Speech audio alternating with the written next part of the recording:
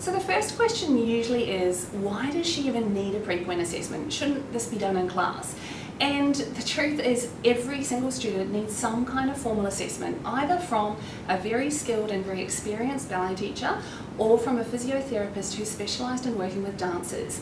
The reason for this is when you have a class full of students, you can't actually analyse their feet or their turnout or their core in as much detail as is needed in order to determine whether they're safe to go onto pointe.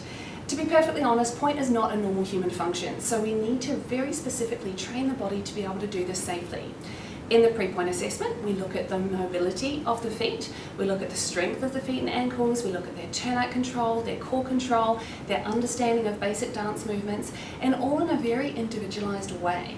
What we also can then do is prescribe a series of exercises tailored at focusing on that student's particular needs. Some students have very mobile feet but not enough strength. Some have very strong feet but not very mobile. Some have amazing rotation but they don't know how to control it, and some have not much rotation but they're actually pretty stable. So what we need to do is spend some time on an individual level looking at everything that's going on with that whole dancer to see whether they are indeed safe enough to go onto pointe. Most of the time they'll need some work, or there are some people where it's simply not going to be safe to actually make that progression for various biomechanical reasons. So no matter where your dancer is in the world, no matter what level they are at, if they're thinking of progressing into pointe shoes, they should have an individualised assessment conducted by somebody who really knows what they're looking for before they even think about getting their pointe shoes.